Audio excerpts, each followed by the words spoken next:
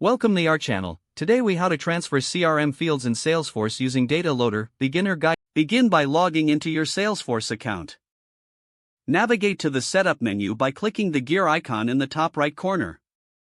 In the Quick Find box, type Data Loader and select it from the results. Download and install the Data Loader if you haven't already done so. Once installed, open the Data Loader application. Log in using your Salesforce credentials. Choose whether to use the bulk API or standard options based on your needs. For transferring CRM fields, select the Export option first to pull existing data. Choose the object you want to export, like contacts or accounts. Select the fields you want to include in the export. Click on Browse to choose a location to save the CSV file. Complete the export procedure by clicking Finish. After exporting, open the CSV file in a spreadsheet application. Make any necessary edits or adjustments to the data you intend to import. Save the modified file ensuring it remains in CSV format.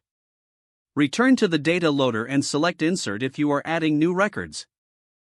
Choose the object type corresponding to the data you are importing. Click Browse and select your edited CSV file. Map the CSV fields to the Salesforce fields by clicking Create or Edit a mapping. Match each column in your CSV to the corresponding Salesforce field. Once all fields are mapped, click Next to proceed. Review your settings and confirm everything is correct before importing. Click Finish to begin the import process. Monitor the progress for any errors or issues during the import. After the completion, check for a success and error log to verify the results. Review any errors listed in the log and address them accordingly. Once all corrections are made, you can re-import any records as needed. Finally, log into Salesforce to confirm that the fields were transferred successfully. If the page does not load, refresh the browser or try again in a private or incognito window.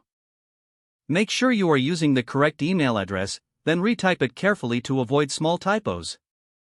Don't forget to like this video and subscribe to our channel for more step-by-step tech guides.